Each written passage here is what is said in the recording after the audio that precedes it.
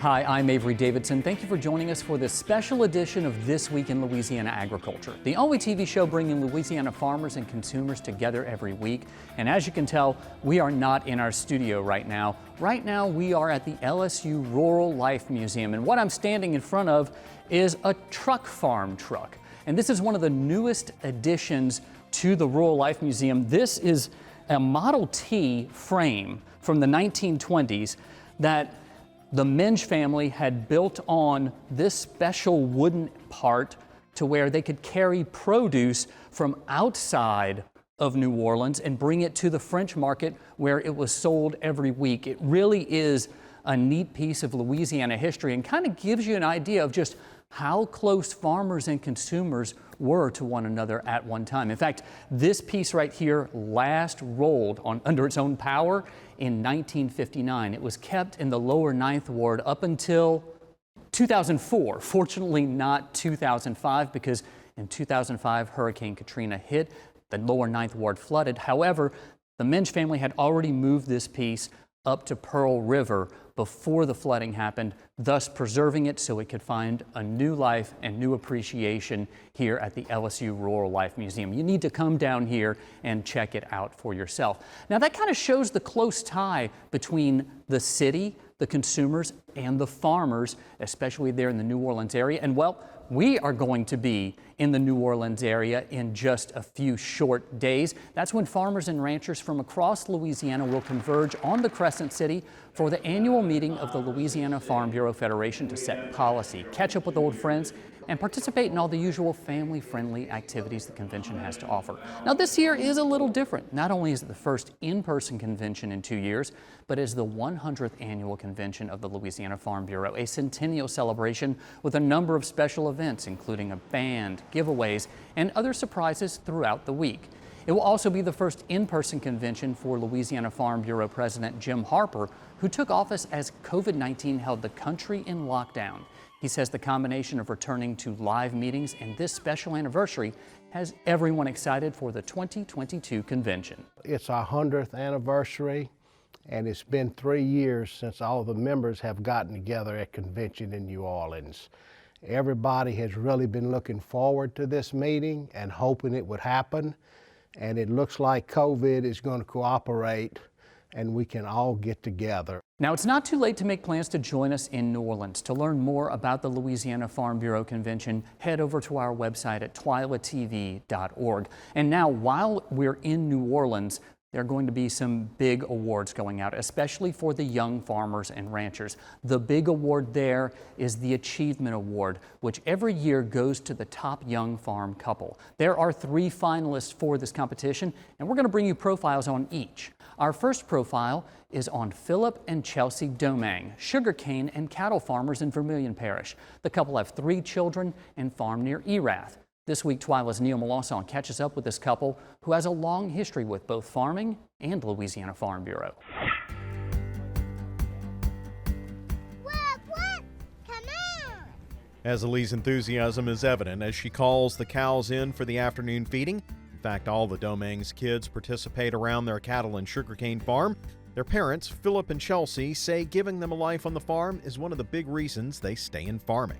My children may not go into a career of agriculture, and that'll be fine. They can do whatever makes them happy, but I think that at the end of the day, growing up in it and seeing it, they'll still have those experiences. They know the hard work that goes into it, and no matter what job they choose to pursue, they're still going to advocate for agriculture. The Domangs themselves are young too. That's part of why they joined Young Farmers and Ranchers to connect with other people their age. When I got started, we got in a wife in our program, and from there we just kind of built, other relationships, and I'm glad to be in it now, because I see not see the whole picture, but I see some of the picture where it needs to be. Philip says social media is one of the new challenges young farmers face. how to represent themselves and their industry online. Just have a different approach of talking to the people and not, just blasting them on Facebook back, actually, seeing what their concerns are and actually, going about it a better way. When the couple got involved with YF&R, there weren't many farmers their age involved. That's why Chelsea decided to start the Vermilion Parish YF&R page to keep everyone connected. So I started the Facebook page mainly just for the fundraiser at first, and then we started sharing little videos here and there throughout. One of those videos is of their annual Christmas celebration. South Louisiana may not get much snow, but that doesn't stop this Santa sleigh they put in their front yard every year. We wrapped the tractor, plugged it in, and posted it on Facebook. And we did it in front of, using Southern Sugar's tractor on my parents' farm. And so you have to know my dad, but a lot of the Facebook comments were, oh, is Mike gonna dress like Santa and sit on the tractor? And so we just laughed about it for a while, and it kind of grew and everyone would share it. Representing their industry is important. Managing 2,000 acres of cane takes a lot of effort, plus their cattle and land leveling work. Philip says every day is both a challenge and a reward. It makes me very proud, and to keep it going it would, to make sure we make another crop and to have everything, the way we need to be, for future generations is my goal, to keep it in the family. That tractor behind Philip is the same one used in the Santa sleigh, and it belonged to his grandfather, Wayne Zonbrecker, who along with his wife Linda were strong members of Farm Bureau for decades. While they use more modern equipment to farm their cane, the Domingues know they're standing on the shoulders of giants. My grandmother actually gave it to my brother. It was his tractor, yes sir. And my grandmother was always involved with it, and my grandpa, which is Linda and Wayne Zonbrecker. And I, as a kid, I always went to stuff with them. We went to Washington, D.C. and things like that to get, I guess they wanted us to know what was going on. And the Domingues plan to continue that legacy until the cows come home. Whip, whip, come on! Reporting from Vermilion Parish, I'm Neil Lawson. It's not unusual for farmers to diversify their crops. In fact, it's practically a necessity. However, to diversify while at the same time reducing acres may seem counter to the norm, but that's exactly what Robert and Rachel Duncan of Rapides Parish did, and with great success.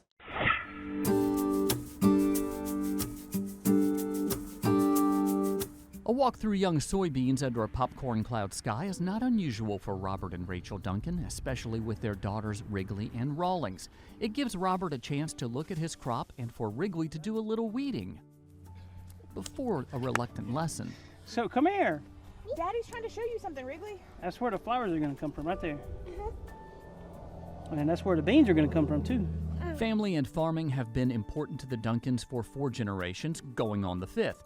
It's how the Duncans keep the farm going, even when it has not been growing. You see, over the last 10 years, circumstances have forced the Duncans to reduce the farm where they grow soybeans and raise cattle from 3,200 acres to fewer than 500. Nobody wants to get smaller. I guess everybody's idea is to get bigger, but we took the opportunity of getting smaller to get better. One way the Duncans got better was by retaining ownership of their cattle and selling beef directly to consumers. It's something they started doing in 2017, before there were beef shortages at the grocery stores because of COVID-19. We were, I guess, lucky in that aspect because we had been doing it before COVID, and then when COVID hit, it was just kind of like, boom, where are we going to get our meat from? Like, all these people are kind of going crazy, and then we're here, we're local. They know what's going into our beef. They know where the beef is coming from. They can see the beef, they can see the cows when they pull up to come and purchase some. So they really liked the aspect of knowing where it came from and knowing what goes into it and how we take care and raise our beef and stuff. So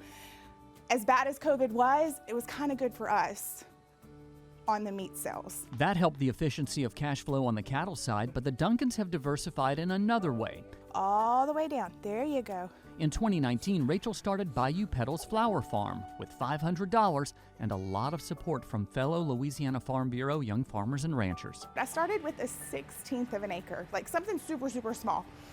And from there, it has just grown and grown and grown. And Robert was absolutely amazed. After the first year, we kind of crunched some numbers and did like rough figuring, and my little 1/16 of an acre made more money than 3 acres of soybeans. It's that success that allows the Duncans to remain active in Farm Bureau and advocate for agriculture. Never in my right mind would I have thought 5, 6 years ago, or say however long we've been involved, I don't even know anymore. You know, would I have walked up to a senator and said, hey, I'm so-and-so, if I can ever help you with anything, here's my card, please call me. I'd have never done that, ever in my mind. And, you know, we were at the district livestock show in January or February, and there was a senator there, and he was coming to buy the Grand Champion steer, and I went and introduced myself, and I said, the steer you're buying's my neighbors, and, you know, I want to thank you for supporting the kids, and if you ever need anything, I'll be glad to help. You know, we're going to D.C. next week with Ag Leadership. I never thought I'd been to D.C., and this is going to be my 3rd or 4th trip. So, you know, it's not what you know until you know. It's part of the constant learning that keeps the Duncans successful and always looking forward to what's next. We have number 3 on the way, so I guess that's the big next topic.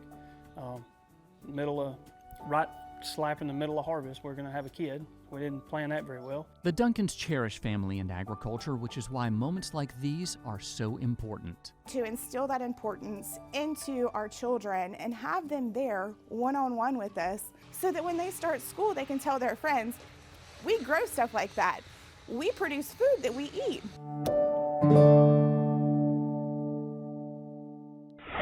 North of Melville and St. Landry Parish, you'll find a lot of sugarcane, soybeans, corn, and cattle, which are pretty much the same crops grown by our next young farm couple, Nicholas and Courtney Giras. TWILA's Carl Wiggers traveled to their corner of paradise to see how they're raising crops, cows, and kids, and how they rely on their faith for all 3. Over the past decade, sugarcane acres have reached further and further north towards central Louisiana. That's when Nicholas Giras decided it was time to try something different on his farm to mix in with his few hundred acres of wheat and hay pastures. So we started planting sugarcane about 5 years ago, and I've been grateful for it ever since. We started raising cattle when the opportunity arose, and which, you know, that's my wife's happy place. There's never a time where something's happening with the cows that I'm not out here.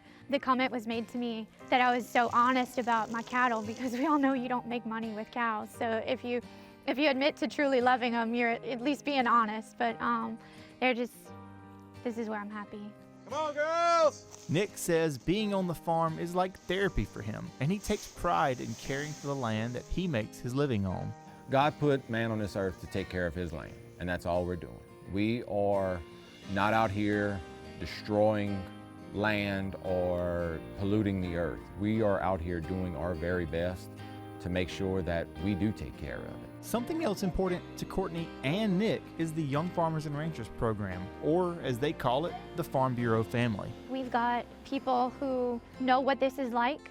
You know what it's like to pray for rain for weeks, and then when you get it, pray that it's not too much, but also know that it's not up to you, and you just pray that God gives you what you need to make it to the next season.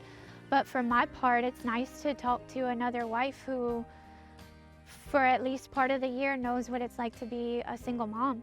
For Courtney, that's a huge handful, with children ranging from about 14 months up to 9 years old. She says the farm is a major part of how they teach their children about faith and hard work. My favorite thing to say about us is we're raising crops, cows, and kids. This is their way of life. It's not just dad's job or mom's job. This is a whole lifestyle for us. I'm teaching them life lessons, and that life lesson is that you have to work. I think it helps us to teach them their faith, because this is something that's bigger than us, and we can put our all into it, but at the end of the day, we don't control very much. We don't regulate what we sell for. We don't regulate what we buy for. We are always at the mercy of the markets. This is life. You gotta do your best, and you gotta maintain your integrity, and you know at the end of the day when you go to bed that you're proud of what you did. Courtney is also proud of the kind of farmer that Nick is and the example he sets for their family. I always tell him I hope to be as cool as him one day, because he's really good at this, and he makes it look so easy. Without my wife, none of this would be possible. She was teaching, she'd get off of work, and she was out here with me, whether she'd get on a tractor for a couple hours in the afternoon and we'd split kids up between tractors, or just all the parts running. I mean, she's a very vital part of everything I do out here. Despite leaning on each other and the extremely hard work, This farm couple says they wouldn't trade it for anything. It really is a miracle that what we do every day.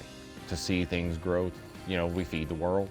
It's a difficult life, but it's such a beautiful way to raise kids. So I'm grateful for it.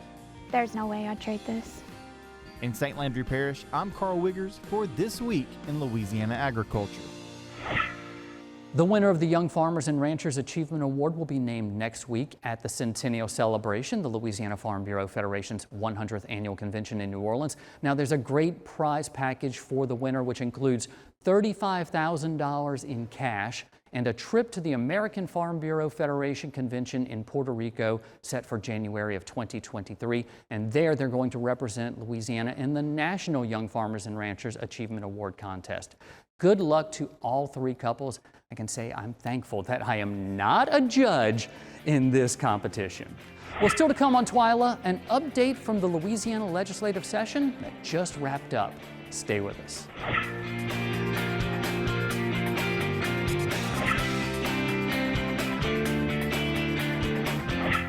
When we think of agriculture here in Louisiana, normally we think of sugarcane or crawfish or grain crops like corn or soybeans. But there's another grain we grow here, wheat.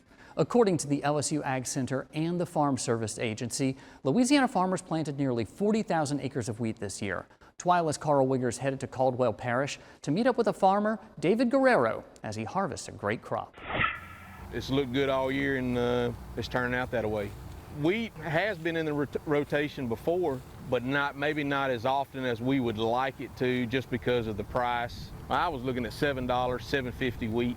Turned out a little bit better than that, and that's okay. So now the price of soybeans is steadily going up. So I think we're going to go ahead and double crop a majority of all of our wheat and put them in beans. Urea last year was running anywhere from $300 to $400 a ton. For your wheat. This year, the first shot on the fertilizer started out about $750, and then the second shot ended up being right at $1,000 a ton. That's more than triple what I was expecting. So the extra $4 in price that we was penciling in, maybe it'll make up for it. You know, I'm not in this for my health. I'm in this to try to make a living, provide for my family, and it makes me very proud to be able to know that what me and my son are doing out here, making a difference somewhere, you know, somewhere in somebody's food or health. According to the latest crop progress report from the USDA, Louisiana's wheat crop is about 90% harvested, pretty far ahead of the state's 5-year average. Now, as the wheat harvest wraps up, so does another year at the Louisiana legislature. This year, lawmakers at the state capitol had a surplus of funds to budget in the fiscal session, thanks to infrastructure funding from the federal government and COVID-19 relief dollars. Aside from financial issues, there were a number of bills filed this session relating to land rights and water use issues, all of which were defeated to protect Louisiana's farmers and rural residents. Joe Mapes is the legislative specialist for the Louisiana Farm Bureau. He says this session was a huge success concerning those land rights issues, but also in strengthening the LSU Ag Center to better serve Louisiana's farmers and ranchers. As always, the Ag Center budget is extremely important, and I will say that going into this session, we were unsure, okay, because there is money there from the federal government, but it's one-time expenditures. And so we had to shape our requests around that, and I would say that we were able to both protect and bolster the Ag Center budget, so it's a success. Something else that came out of the legislature, a change to the Louisiana Dig Law. You know you're required by law to call Louisiana 811 before you dig. That's to ensure that you don't damage any underground power lines, pipelines, or other infrastructure important to all of us that can frankly kill you if you hit it. However, there is now an exemption for agriculture. Farmers and ranchers do not have to call 811 or report the activity online if it's during the course of, quote, normal commercial farming operations in an area where there is no known servitude or right-of-way, or if it does encroach upon a pipeline servitude, you're digging to a depth fewer than 12 inches deep. Louisiana 811 Executive Director Brent Saltzman says several other states have this same exclusion. And I know a number of other states that have exemptions for farmers. Louisiana somewhat lagged behind that, and so I think it's a good thing. It's somewhat of a win-win situation for both parties. However, that does not mean you can't call 811 or visit la811.com before you dig. You can do that anytime you want. That's especially if you want to play it safe. And you can still do so, but remember, if you're digging for anything other than normal commercial farming operations, you must have someone come out and mark what's underground. It could save your life, and it's the law. Still to come on TWILA, we're going to get your mouths watering for a quick history lesson about a classic New Orleans dessert. Stay with us.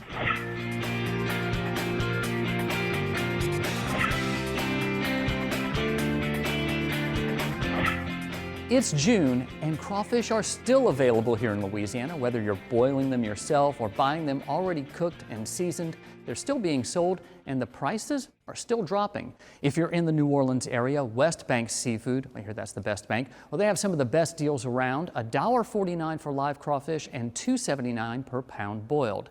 In Alexandria, Tom's Seafood has them for $1.89 a pound live and $2.99 per pound for boiled. In Shreveport, Caddo Crawfish has them for $2.25 a pound live and $3.75 a pound for boiled crawfish. These crawfish prices are brought to you by the Louisiana Crawfish Promotion and Research Board, which always reminds you to eat Louisiana crawfish and to make sure, ask before you eat. This week for our TWILA Boost, we wanted to tease you with a little taste of New Orleans, since we're all excited about being back there for the 100th annual meeting of the Louisiana Farm Bureau. This boost comes to us from the TWILA archives. My partner, Kristen Oaks White, came to her first Louisiana Farm Bureau convention as a member of the TWILA team in 2010. As we still do today, we try to find some stories from around New Orleans that show what folks may experience or want to experience when they go to convention each year. I don't think a year has passed without us talking about food in New Orleans because, well, it's New Orleans. In this throwback boost, Kristen shares the history of a classic New Orleans dessert, Bananas Foster, in a super sweet Ag Minute.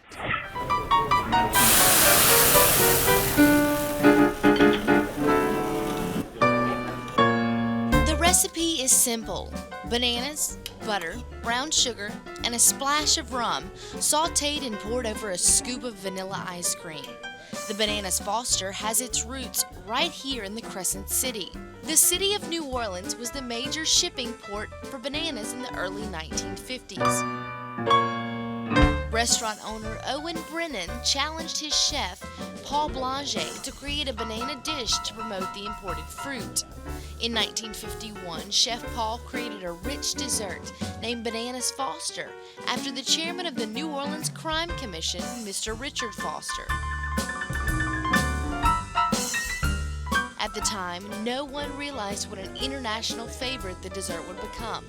Today, Bananas Foster is the most requested item on Brennan's menu. Many restaurants and cooks have tried to recreate the dish, but none can hold a flame to the original Brennan's Bananas Foster.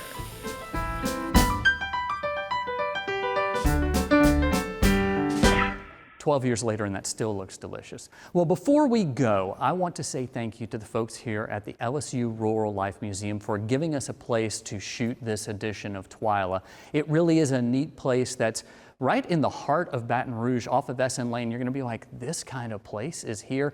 It's wonderful. If ever you have a weekend to bring the family, bring them on by the LSU Rural Life Museum and be sure to tell them that the folks from TWILA sent you. Well, that does it for this edition of TWILA. Be sure to join us next time when we'll have wall-to-wall coverage of the 100th annual meeting of the Louisiana Farm Bureau Federation in New Orleans. Until then, you can watch all of our stories online at twilatv.org. Be sure to like us on Facebook, follow us on Twitter and Instagram, and you'll find all of these stories and more on our YouTube channel. Be sure to subscribe, turn on those notifications. That way, while we're at convention, you'll be able to see some things there before we put them on the air. For all of us here at TWILA, thank you for joining us. We hope to see you again right here next week.